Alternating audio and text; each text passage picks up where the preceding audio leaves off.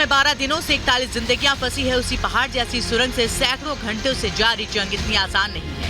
एक तरफ 41 धड़कनें जो बंद सुरंग में फौलादी जिगर लिए हर बाधा से लड़ रही हैं, तो वहीं रेस्क्यू में जुटी सैकड़ों दिलेरों की टीम है जो दिन रात एक की हुई है। रेस्क्यू टीम और श्रमिकों के बीच दूरी बहुत कम बची है, लिहाजा हर चरण को बहुत ही सावधानी पूर्वक किया जा रहा है। लेकिन 13 दिन में कई बार ऐसी स्थिति आई जब रेस्क्यू ऑपरेशन को रोका गया। आपको शुरुआत से बताते हैं अब तक कब कब अड़चनें पैदा हुई।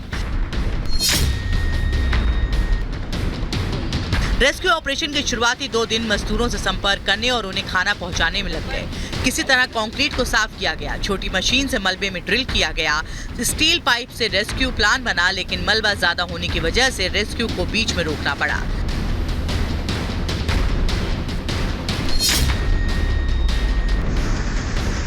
सत्रह नवंबर को अमेरिकी ऑगर मशीन से दोबारा ड्रिलिंग शुरू हुई, लेकिन खुदाई के दौरान मलबा गिरा, जिससे मशीन के कई पार्ट्स को नुकसान पहुंचा और अभियान को फिर से रोक दिया गया।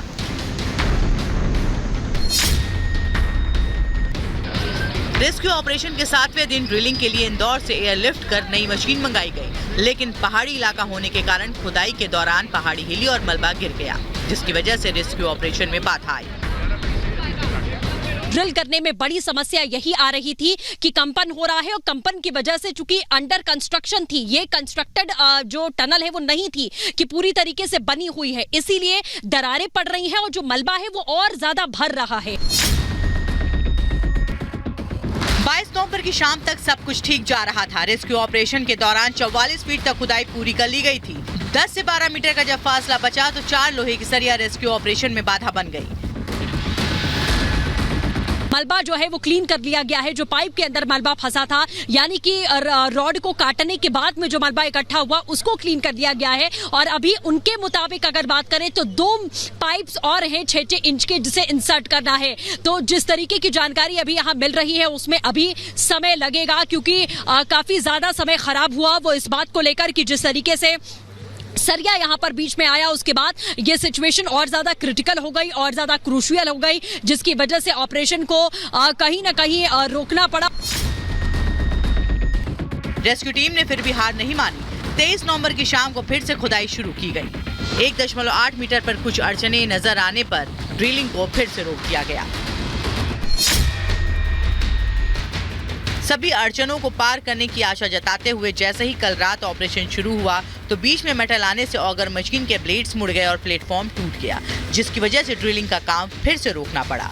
जिस तरीके से हिला था उसे हमने आपको बताया था कि कम से कम 6 से 8 घंटे लगते हैं उसे दोबारा बनाने में, और उसके जो कुछ पार्ट्स हैं वो बीच बीच में डैमेज होते हैं या तो वो मुड़ जाते हैं। और आपको ये भी बता दें कि पाइप के अंदर से यानी कि 48 मीटर अंदर से मशीन को पूरी तरीके से बाहर निकालना पड़ता है, उसके बाद दोबारा उसे अंदर जाने के लिए रीअसेंबल करना पड़ता है। कहीं ना कहीं ये जो आखिरी स्टेज है ये पड़ाव बहुत भारी पड़ता हुआ दिखाई दे रहा है। सिलक्यारा टनल में रेस्क्यू ऑपरेशन अपने आखिरी पड़ाव पर है। इस आखिरी चरण में अभी और कितनी बाधा है ये किसी को नहीं पता, लेकिन उम्मीद यही है कि रेस्क्यू टीम अपना काम सफलतापूर्वक करेगी और सभी श्रमिकों को सुरक्षित बाहर निकाल देगी। Bureau report, Republic Bharat. तो आखिरी चरण भले ही चल रहा हो इस रेस्क्यू ऑपरेशन का, लेकिन और कितनी बाधा या और कितने चैलेंजेस, चुनौतियां अभी बाकी है, ये हम थोड़ा आपको ग्राफिक्स के जरिए यहां पर समझा रखे हैं। देखिए 22 नवंबर की अगर बात करें तो 22 नवंबर को 13 मीटर जो पाइप दरअसल डाला जाना है और वो जो ड्रिलिंग की लगातार यहां पर बात हो रही है, 13 मीटर बाकी था। 23 नवंबर की बात करें तो 12 मीटर, यानी कि 1 मीटर जो है वही पाइप अंदर डाला जा सका।